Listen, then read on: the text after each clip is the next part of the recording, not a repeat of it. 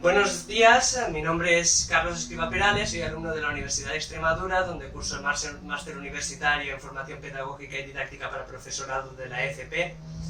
Y acto seguido presentaré el proyecto de fin de estudios en el que he estado trabajando. En él he considerado oportuno y original formular un contenido de las diapositivas en forma de visual thinking, así que pasemos a ver el índice de contenidos. En este índice podemos observar la estructura del trabajo. En cada diapositiva correspondiente a cada asignatura realizaré una pequeña valoración sobre los contenidos estudiados y también sobre las experiencias de aprendizaje más significativas. Terminaré con una pequeña conclusión en la que compartiré algunas reflexiones sobre mi experiencia en el máster. Así que si me permitís, vamos allá con la primera asignatura que cursamos en el máster. La primera asignatura, titulada Procesos Educativos y Organización en FP, además de servir como introducción a los estudios y a las formas de trabajo grupal propias del máster, fue también el momento en el que conocí a los miembros de mi grupo. Percibí desde un primer momento que las metodologías de estudio de este curso eran muy diferentes a todo lo que había estudiado antes y me encontraba muy emocionado y expectante ante el año que empezaba. En cuanto a los contenidos, lo primero que hicimos fue repasar el desarrollo de la FP a través de su evolución histórica y legislativa. Realizamos también un primer acercamiento a la realidad organizativa de los centros en los que se imparte la FP. En esta primera asignatura escuchamos por primera vez conceptos como el proyecto educativo del centro, la programación general anual, el plan de acción tutorial, el plan de atención a la diversidad o las programaciones didácticas, entre muchos otros. Pese a que en una de las actividades grupales se nos exigía crear un plan de atención a la diversidad, a estas alturas del curso muchos de estos documentos seguían sonando auténtico misterio. Poco a poco y con el devenir de sucesivas asignaturas iríamos dando forma a estas ideas. En esta asignatura empezamos a familiarizarnos con herramientas de trabajo cooperativo como la wiki, que serían de gran utilidad a lo largo del curso.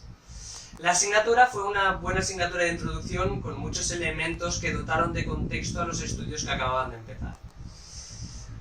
Pasemos a la siguiente diapositiva.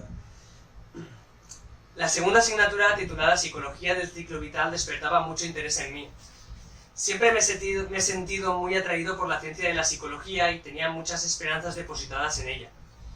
Estas esperanzas no sé si se vieron del todo satisfechas, ya que no me acabó de convencer la manera de presentar la información siempre esquematizada. Pese a esto, los conceptos que tratamos estaban enormemente relacionados con la práctica docente en la FP, partiendo del enfoque mismo de la asignatura, que está basado principalmente en señalar aquellas diferencias en el proceso de enseñanza-aprendizaje entre adultos y adolescentes. En esta asignatura, entre otras cosas, aprendí muchas nociones teóricas fundamentales como los estilos docentes, las características cognitivo-conductuales de adolescentes y adultos, frente a los procesos de enseñanza-aprendizaje, como ya he mencionado, o el efecto Pigmalión, entre muchos otros.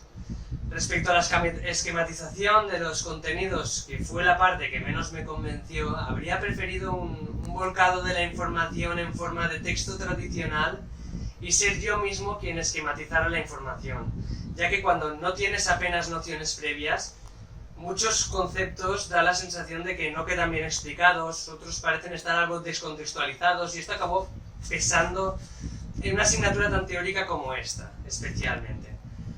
Respecto al grupo, me sorprendió mucho la predisposición y la energía con la que estábamos trabajando todos, y en esta primera etapa recuerdo que nos pasábamos constantemente los trabajos de uno a otro, y yo siempre me fijaba mucho en aquellos elementos que tenía la impresión de que funcionaban especialmente bien en sus trabajos.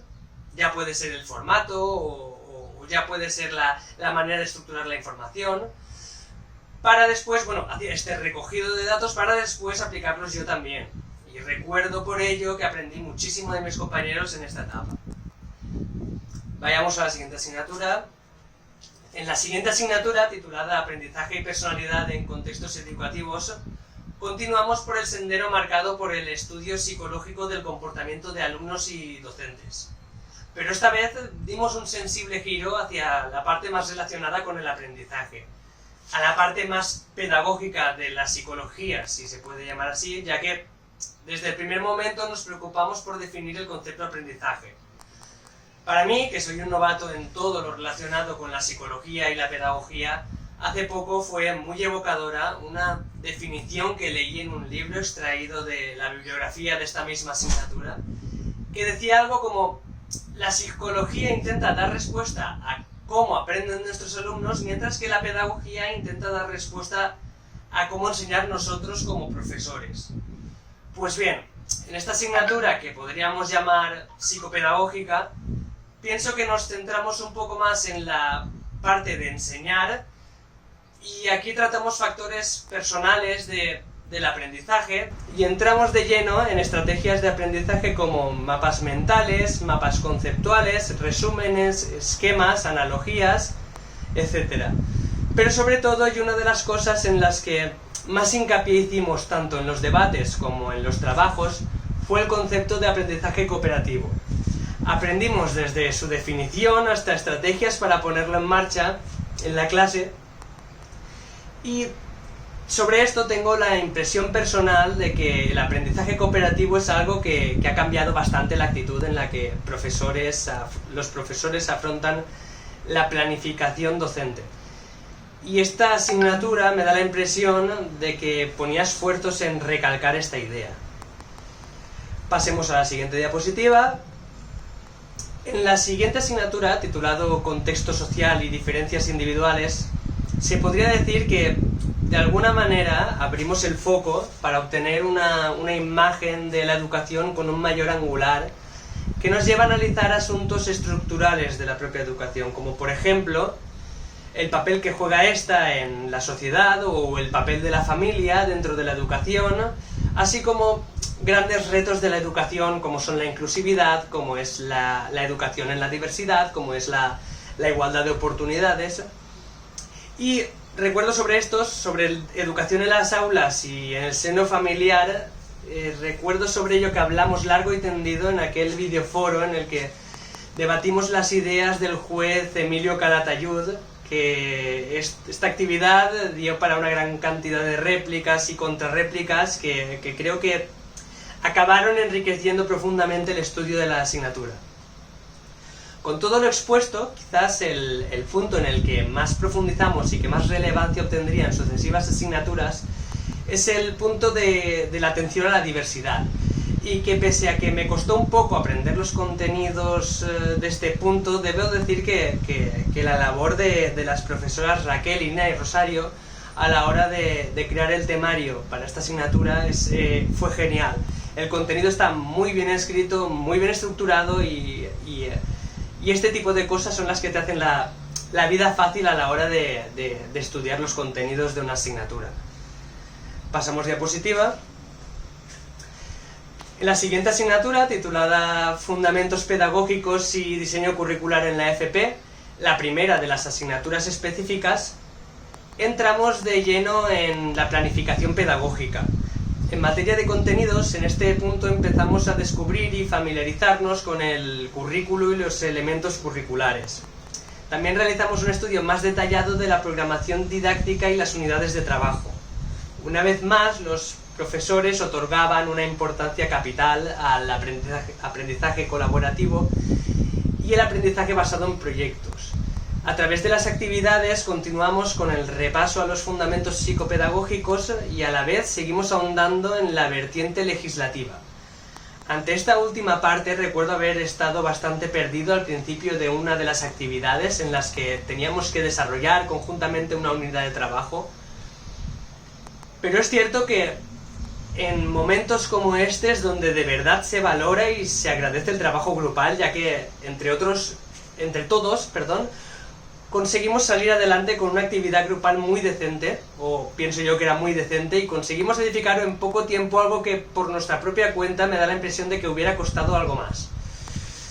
Visto con perspectiva, agradezco enormemente haberme enseñado a manejar con moderada soltura la legislación educativa, aunque fuera a costa de los shocks de estupefacción que en un principio me producía ver aquellos montones de hojas con contenido legislativo. Este es quizás uno de los aprendizajes más significativos y profundos que he notado en mí mismo. Esta capacidad de saber interpretar la normativa y los elementos curriculares. La siguiente asignatura, titulada Estrategias y Técnicas de Evaluación, fue quizás la que más rápidamente pude poner en práctica, ya que ciertas metodologías tuvieron un impacto directo en el enfoque y desarrollo de las prácticas docentes. En cuanto a los contenidos, la asignatura, tal y como su nombre indica, estaba muy centrada en definir, por una parte, el concepto de evaluación, su forma, sus limitaciones, sus utilidades, y por otra parte, en transmitir y organizar según su tipología numerosas estrategias evaluativas. El hecho de poner en práctica a través de las actividades la inventiva a la hora de generar cuestiones y problemas, recuerdo que me produjo una gran satisfacción formativa. Estaba estudiando conceptos muy ligados a la práctica docente diaria y que me proporcionaban herramientas que estoy seguro revisaré en el futuro para buscar la manera de realizar una evaluación con las mayores garantías de calidad y fiabilidad posibles. La asignatura número 7 fueron las prácticas externas. El periodo de prácticas fue el momento en el que cristalizaron muchísimos de los aportes teóricos que venía estudiando en el máster, y bueno, eso en el aspecto más formal, mientras que en el aspecto personal de las prácticas, quiero decir, me llevo una enorme cantidad de momentos en los que me sentí pletórico, animado, optimista, motivado, pero también otros en los que me sentí superado por la situación y temeroso de no estar a la altura de la exigencia de tutores y alumnos. Con todo ello, cada día al entrar a clase me sentía renovado y un punto más experimentado, y gracias a la confianza que depositó mi tutor en mí, pude realizar muchas de las jornadas, tanto dando clases teóricas como dando clases prácticas, y recuerdo que todo esto me ayudó a crecer y formarme enormemente. Aprendí mucho también de mis alumnos e intenté que ellos aprendieran lo máximo posible de mí. Recuerdo que cada día al volver a casa volví a repasar viejos libros y libros nuevos buscando material para mis alumnos que les pudieran servir a ellos también para obtener una formación lo más completa posible. Me di cuenta de lo gratificante que puede llegar a ser formar a personas, y son momentos que he vivido y que pase lo que pase siempre estarán ahí y me seguirán llenando de fuerza y optimismo cada vez que vuelvan a mi pensamiento. Cuando viví el periodo de prácticas y día a día me fijaba en la actuación del tutor profesional con sus alumnos, quizá lo que menos me esperaba y lo que más me sorprendió fue la relación personal que existía entre ellos, entre tutor y alumnos. Quizás no era consciente hasta ese momento de la importancia que tenía el hecho de acompañar y orientar a los alumnos, pese a que lo había estudiado, no tenía ese aprendizaje profundo respecto al hecho de acompañar y orientar a los alumnos tanto académica como profesional y personalmente. En esta asignatura, y pese a que en las actividades quizás no obtuvo quizás la relevancia que yo hubiera esperado, aquello que más llamó mi atención fue descubrir las estrategias de planificación en torno a la acción tutorial. Cuidar una comunicación saludable, cultivar la asertividad, la capacidad de crítica y autocrítica, orientar en momentos de incertidumbre e indecisión, trabajar en el campo de las habilidades sociales. Son actitudes, todas estas, que se transmiten casi involuntariamente mediante el trato personal, pero que, tal y como se explicaba en el temario, es necesario planificar. Todos estos puntos mencionados, que quizás antes de las prácticas no consideraba tan importantes, lo repito, son hoy en día una de las vertientes que más me gustaría trabajar en mí mismo e intentar fomentar entre mi alumnado. En la siguiente asignatura, Actividades e Interacción en el Aula, se nos ofrecían claves muy directas a la hora de gestionar un grupo o clase, como por ejemplo, cómo resolver dudas de la mejor forma posible, cómo corregir errores en los alumnos de manera constructiva, o cómo disponer los pupitres en clase para conseguir generar un clima determinado en el aula que favorezca o elimine ciertas actitudes. Una vez más, se agradece poder contar con contenidos así en el máster. La asignatura es muy concreta y su contenido teórico está muy relacionado con la práctica docente diaria.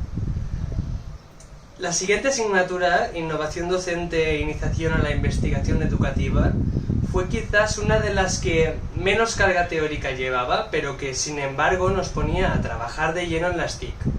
Esto se puede deducir fácilmente a través de las actividades planteadas por el profesorado.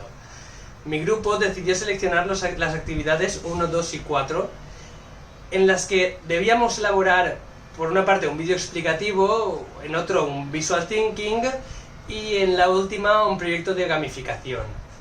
Un claro ejemplo de aprendizaje basado en proyectos tremendamente útil, ya que sacar del papel de ejemplos teóricos estas 3 metodologías y aplicarlas, pienso que genera aprendizajes muy significativos. Esta asignatura me aportó nuevas destrezas y habilidades en el manejo de ciertas plataformas, además de investigar por mi cuenta cada una de estas 3 metodologías y comprobar la práctica inabarcabilidad de sus posibles aplicaciones.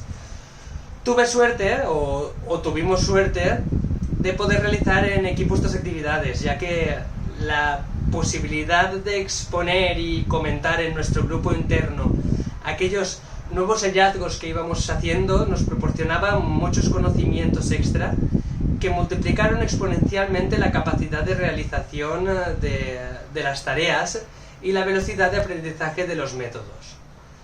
También es cierto que en la parte de los contenidos referidos a la investigación educativa tuve ciertos problemas a la hora de interpretar los conocimientos, y el hecho de no haber dirigido ninguna de nuestras actividades a este campo hizo que se terminara por diluir un poco en el temario y le prestara poca atención, en definitiva. Me ha gustado mucho el máster, me he sentido cómodo con los contenidos y con las metodologías. Pienso que he dado un salto considerable desde el inicio del año escolar y creo que he aprendido muchos fundamentos necesarios para el desempeño de la profesión docente. En cuanto a lo que no me ha convencido tanto, señalaría, por ejemplo, los cuestionarios teóricos, ya que pienso que eran muy sencillos de realizar, se podía sacar buena nota sin apenas estudiar, y yo aquí sí que hubiera preferido que estas pruebas supusieran un reto verdadero.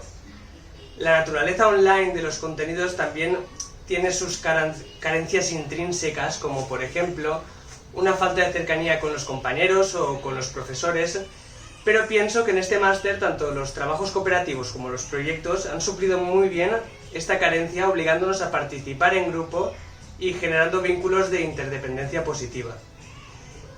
Ya para terminar, me gustaría agradecer a los colegas de mi grupo, Dani, Román, Antonio y Eduardo, la ayuda que siempre me han prestado, los recordatorios y consejos, el trato personal que siempre ha sido fantástico y el hecho de haber compartido juntos este viaje siempre con optimismo y cercanía. Quiero también agradecer al equipo docente su esfuerzo y dedicación en proporcionarnos una formación lo más completa posible y también por estar siempre disponibles para atender nuestras dudas. Eso es todo, muchas gracias a todos y un fuerte abrazo.